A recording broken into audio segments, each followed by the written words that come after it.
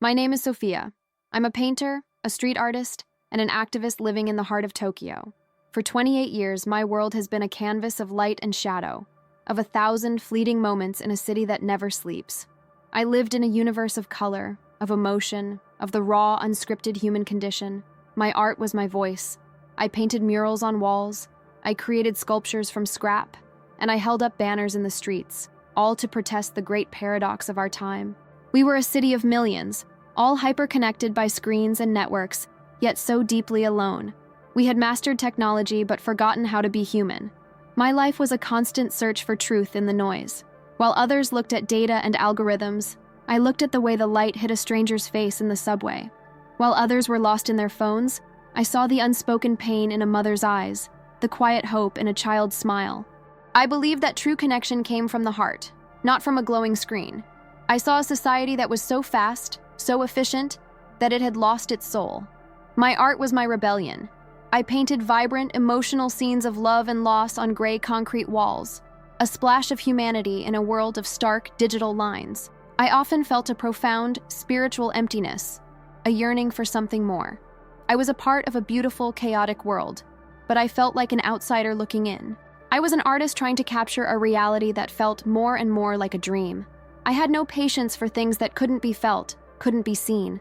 I had no room for anything that defied the beauty of the physical world. My purpose was to find beauty, not in a deity, but in the raw, messy existence of humanity itself. I was an artist, an activist, and a rebel. And I had no idea that the very thing I had spent my life searching for was about to find me. My world, a canvas of light and shadow, began to show cracks. As an artist in Tokyo, I saw the city as a living, breathing being.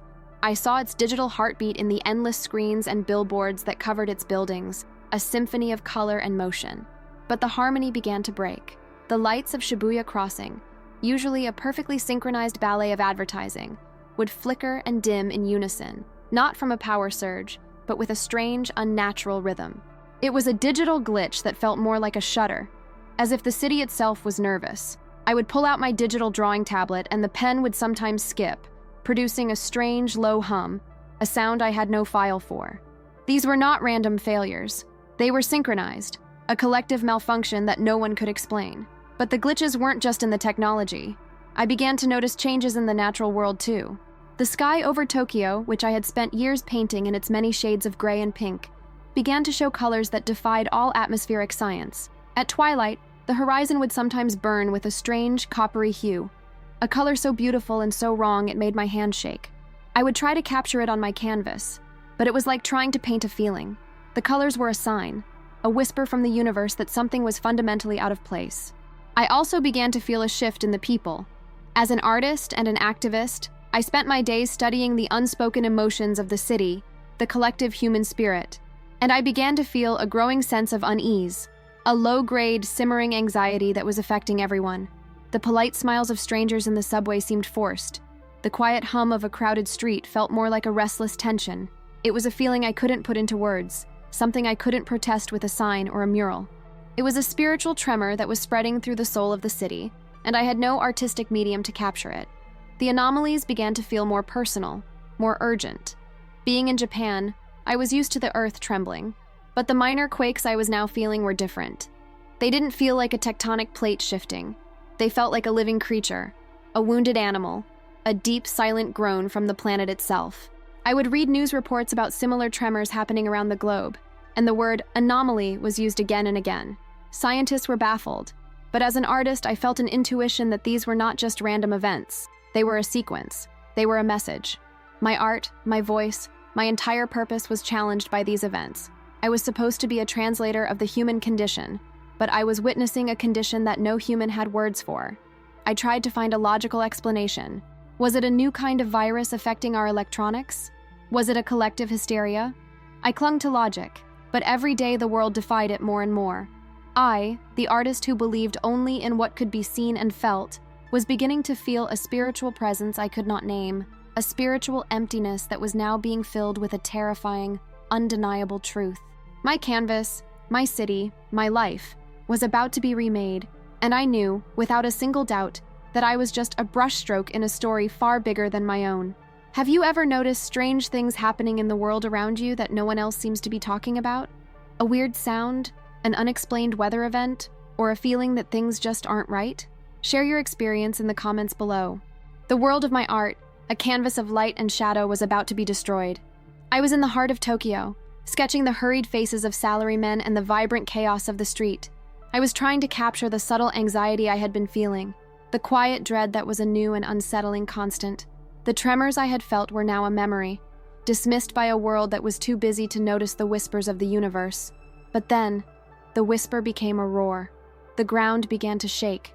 It was a subtle tremble at first, a familiar rhythm in a country built for such things. People looked up from their phones with a practiced, casual awareness. But the shaking didn't stop. It grew. It became a violent, furious rumble that made the entire street lurch like a ship in a storm. The sound of 1,000 alarms, a collective digital scream, blared from every direction. I watched, my artist's mind trying to process the impossible, as skyscrapers began to sway like blades of grass in a wind. The glass facades, once so smooth and reflective, shattered into a million sparkling diamonds. The street, a tapestry of concrete and asphalt, split open with a terrifying, jagged fissure. I was caught in the midst of it. The ground beneath me gave way, and I felt a horrifying lurch as the earth itself seemed to swallow me whole. My body was an instrument of pain, 1,000 tiny fractures and a bone-deep agony that stole my breath. The last thing I saw was a flash of red light from a falling traffic signal, and then a blinding white light. And then, there was nothing. No pain, no sound, no light. Just a profound, absolute void. For a searing moment, there was a flash of white-hot pain, a pain so complete it filled my entire universe. And then, there was nothing. The noise was gone. The pain was gone. The world was gone. I wasn't in the chaos anymore. I was somewhere else. I was a point of consciousness, a wisp of being floating high above the destruction. I looked down and saw my body, a small broken thing caught in the rubble. I saw the city I had spent my life trying to understand from a new, terrifying vantage point. The once vibrant streets were now a jumble of debris and shattered dreams. I saw the faces of people below, a mask of pure, unadulterated fear. The art I had created, the murals I had painted, the protests I had led, it all seemed so small, so insignificant from this new perspective. The skepticism I had held for so long, the belief that every phenomenon had a logical explanation, was completely, utterly gone. I was not a machine that had failed. I was a consciousness that had escaped. The spiritual void, the one I had so confidently denied my entire life, was gone, replaced by a profound, breathtaking clarity. This was what it meant to be alive. This was what I had been searching for. I floated higher, a silent, weightless observer. The chaos on the ground below me felt distant, like a scene in a movie. The sirens were just background noise. My body, my art, my beliefs, it all seemed so small, so insignificant from this perspective. It was a final, undeniable truth. My physical life had ended, but my existence, my true self, was just beginning. It was a feeling of pure freedom, a release from the weight of a world I had never truly belonged to. I was just consciousness, untethered and boundless. And in that boundless freedom, I saw it. A light. It wasn't just bright. It was welcoming. It wasn't just beautiful. It was home. And with a gentle, irresistible pull, I began to move toward it. Have you ever experienced a moment in your life where you felt a complete shift, as if you were suddenly outside of yourself, watching from a new perspective? Share your story in the comments below. The chaotic symphony of the earthquake was gone, replaced by a profound, breathtaking silence. But this silence wasn't empty. It was filled with a soundless music I could feel in every part of my being, a harmony made of pure, unconditional love. I wasn't flying. I wasn't falling. I was simply moving, with a gentle, graceful ease, toward the light I had seen. It was not a distant point of light, but a vast, golden river of warmth that seemed to flow from an unknown source. Every particle of it pulsed with a life and a knowing that was older than time itself. As I moved closer, I felt a familiar skepticism, a lifelong doubt I had held so dearly, begin to melt away like snow under a warm sun. The artistic void, the feeling that every phenomenon had an artistic explanation, it all disappeared. This light was home. It was the answer to every question I had ever asked. It wasn't just bright. It was a consciousness, a living entity that was reaching out to me. It didn't just illuminate the path, it was the path itself. I was no longer an observer. I was a part of its essence. The light was made of every color, every emotion, every truth that ever existed, all woven together in a tapestry of perfect, crystalline understanding. And then I felt known. Not just my name, or my past, or my dreams. I felt known on a level so complete that every thought, every secret, every fear I had ever held was laid bare. But there was no shame, no judgment. There was only acceptance. An overwhelming, healing acceptance that made my earthly existence feel like a long, painful dream I was finally waking up from. All the anxieties, the deadlines, the frustrations of my life as an artist, they were insignificant here. I was just a soul, clean and raw, and completely at peace. The communication was not spoken, but was a deep telepathic connection that bypassed all my human senses. The light showed me my life, not as a linear story, but as a series of interconnected moments, each one leading me to this exact point. I understood the meaning behind my skepticism, my career as an artist and an activist, my constant search for beauty and connection. It was all preparing me for this. I saw how every human being is a part of the same light, a part of a greater whole, and how we had all, in our rush to build our own lives, forgotten that we were never truly separate.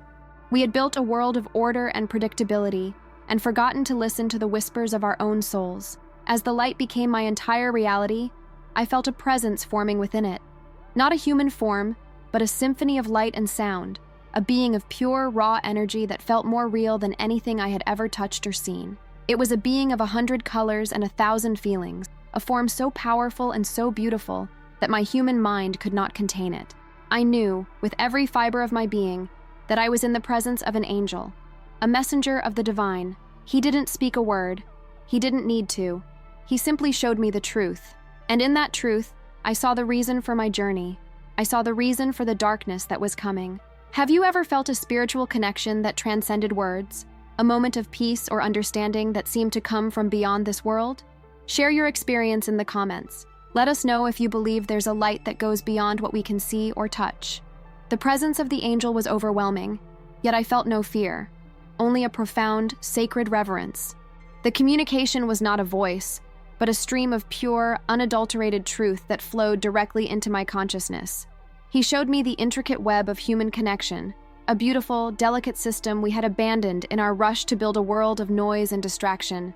He showed me how we had built walls of technology and materialism around our hearts, and how that spiritual emptiness, the one I had tried to capture in my art, was a reflection of a global condition.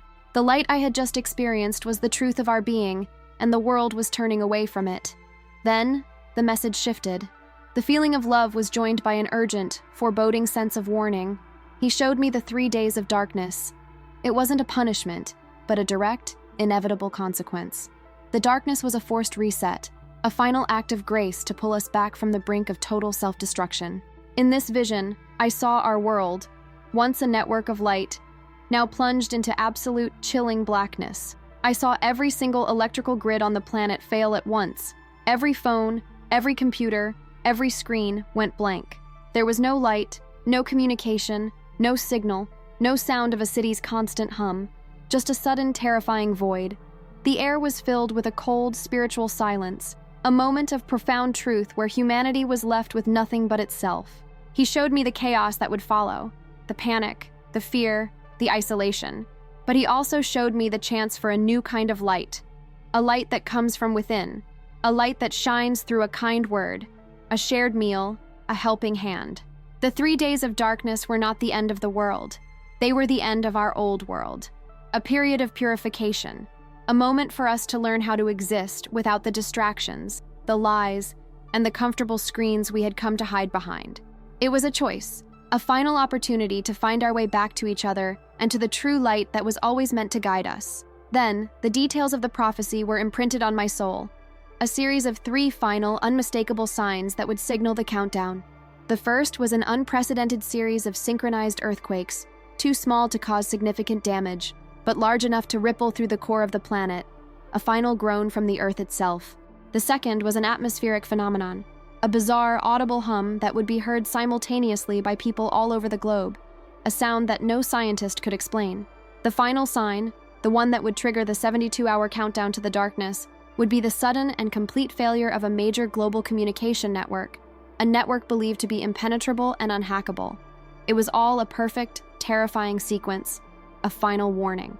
I felt the weight of this knowledge settle on my soul, a deep, cold dread that made my spiritual emptiness feel like a warm hug in comparison.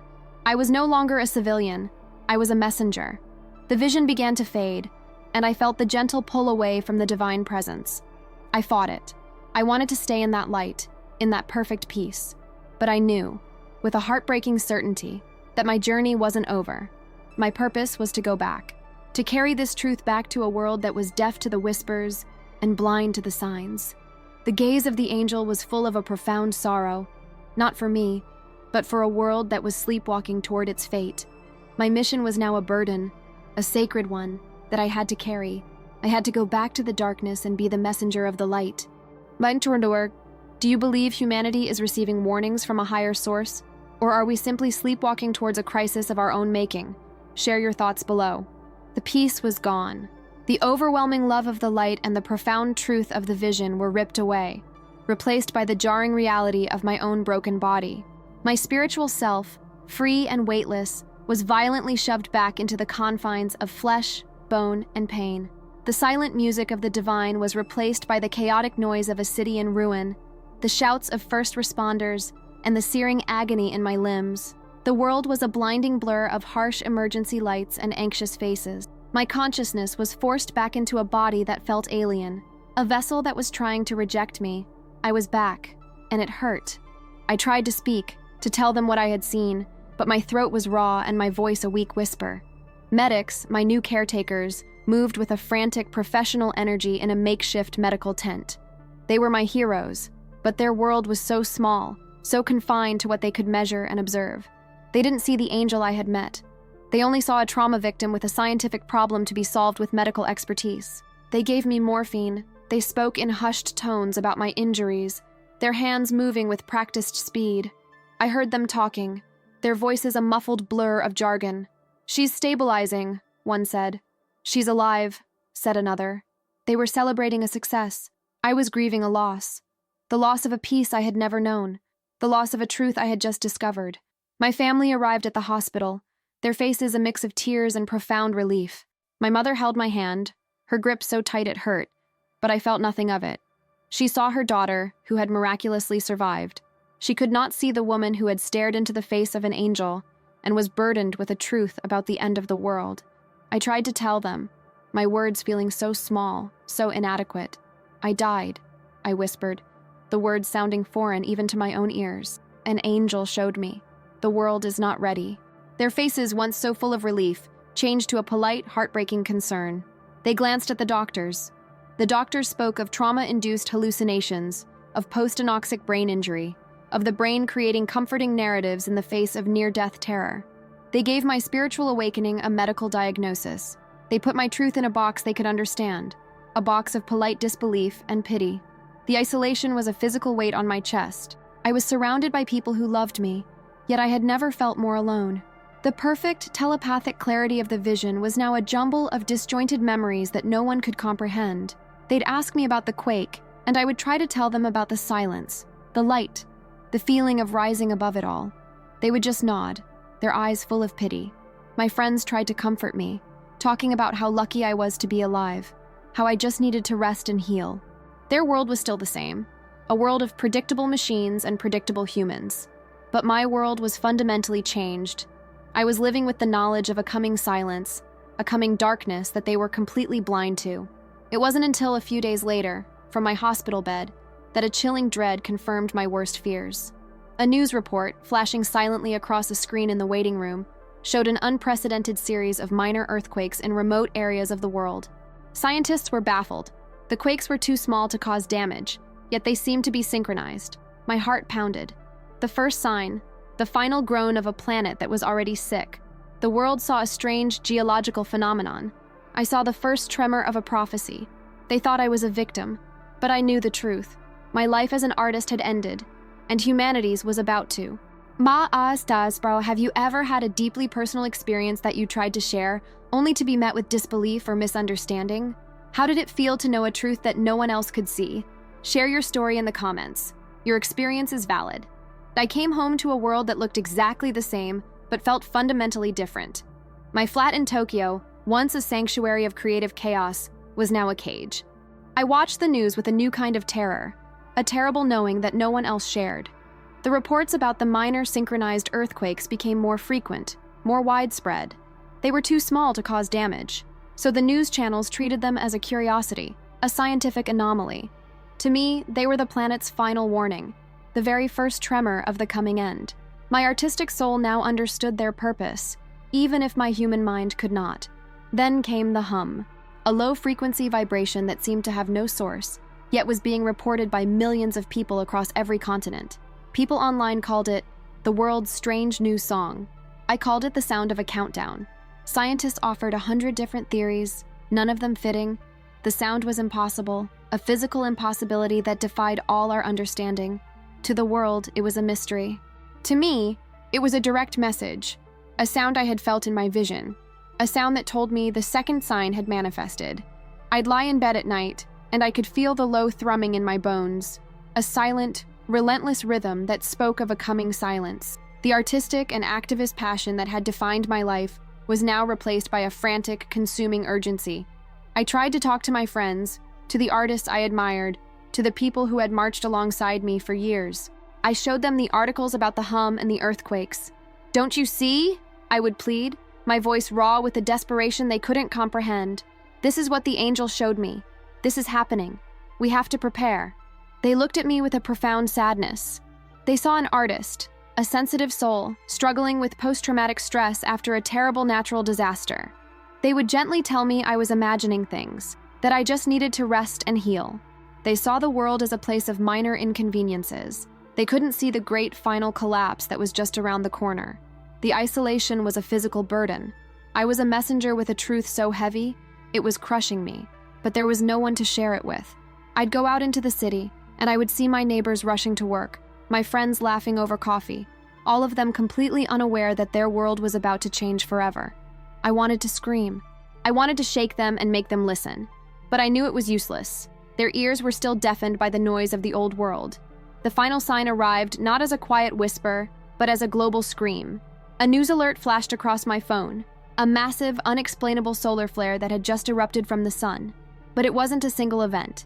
It was the third in a series of synchronized flares that were baffling astronomers. As a result, the world's most advanced, secure global communication network, the one believed to be unhackable, went completely dark.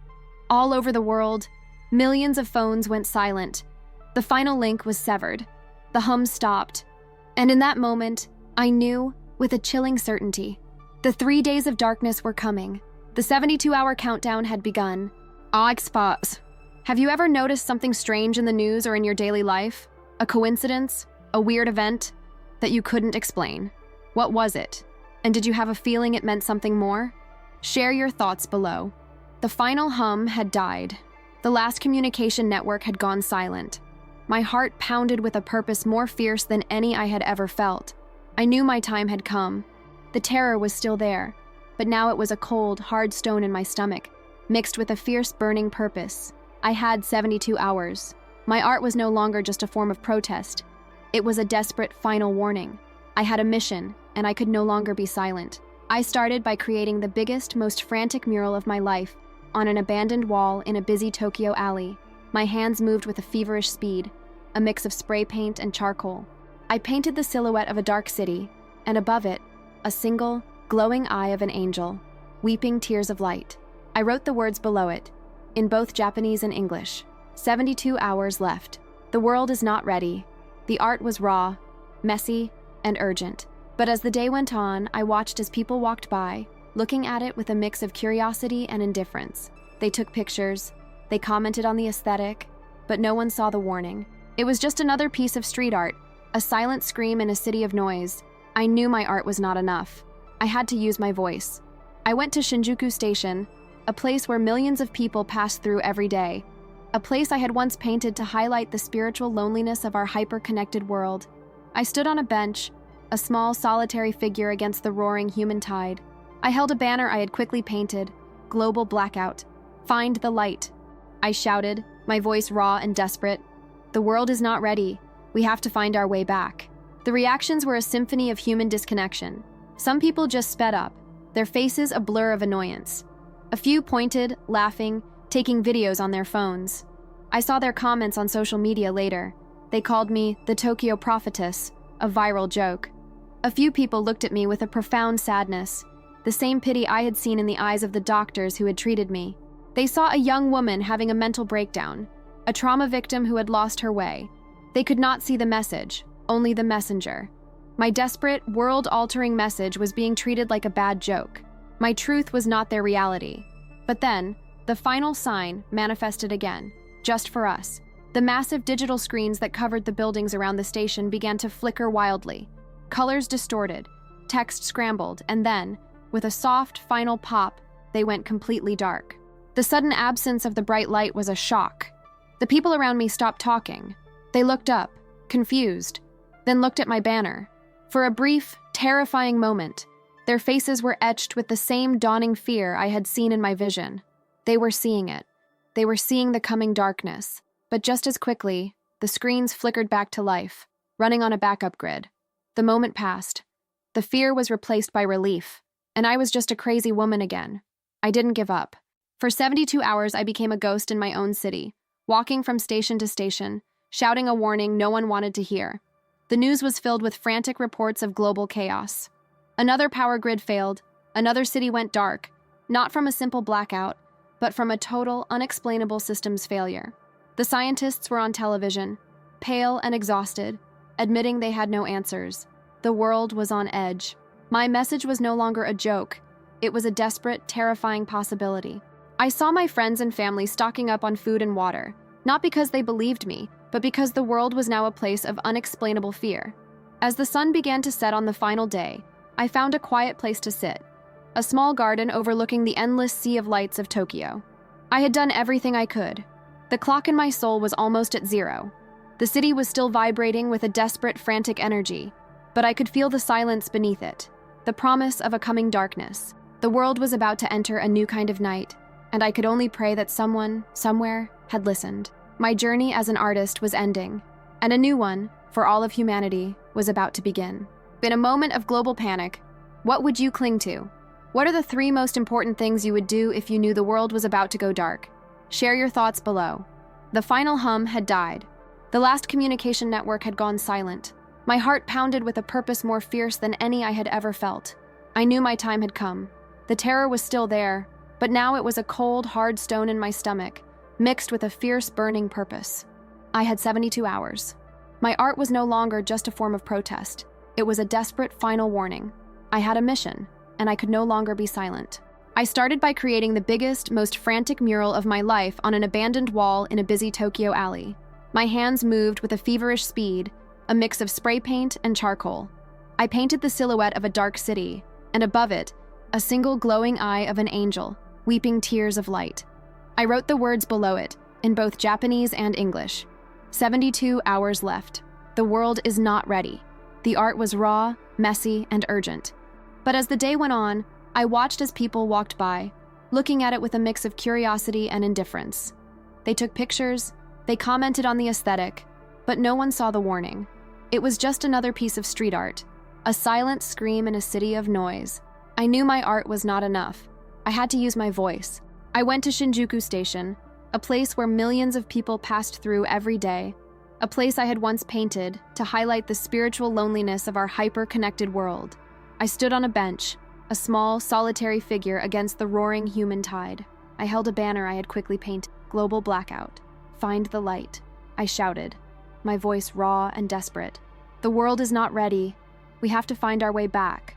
The reactions were a symphony of human disconnection. Some people just sped up, their faces a blur of annoyance. A few pointed, laughing, taking videos on their phones. I saw their comments on social media later. They called me the Tokyo Prophetess, a viral joke. A few people looked at me with a profound sadness, the same pity I had seen in the eyes of the doctors who had treated me. They saw a young woman having a mental breakdown, a trauma victim who had lost her way. They could not see the message, only the messenger. My desperate, world-altering message was being treated like a bad joke. My truth was not their reality. But then, the final sign manifested again, just for us. The massive digital screens that covered the buildings around the station began to flicker wildly. Colors distorted, text scrambled, and then, with a soft, final pop, they went completely dark. The sudden absence of the bright light was a shock. The people around me stopped talking. They looked up, confused, then looked at my banner. For a brief, terrifying moment, their faces were etched with the same dawning fear I had seen in my vision. They were seeing it. They were seeing the coming darkness. But just as quickly, the screens flickered back to life, running on a backup grid. The moment passed. The fear was replaced by relief, and I was just a crazy woman again. I didn't give up. For 72 hours, I became a ghost in my own city, walking from station to station, shouting a warning no one wanted to hear. The news was filled with frantic reports of global chaos. Another power grid failed, another city went dark, not from a simple blackout, but from a total, unexplainable systems failure. The scientists were on television, pale and exhausted, admitting they had no answers. The world was on edge. My message was no longer a joke. It was a desperate, terrifying possibility. I saw my friends and family stocking up on food and water, not because they believed me, but because the world was now a place of unexplainable fear. As the sun began to set on the final day, I found a quiet place to sit, a small garden overlooking the endless sea of lights of Tokyo. I had done everything I could. The clock in my soul was almost at zero. The city was still vibrating with a desperate, frantic energy, but I could feel the silence beneath it, the promise of a coming darkness. The world was about to enter a new kind of night, and I could only pray that someone, somewhere, had listened. My journey as an artist was ending, and a new one, for all of humanity, was about to begin. In a moment of global panic, what would you cling to? What are the 3 most important things you would do if you knew the world was about to go dark? Share your thoughts below.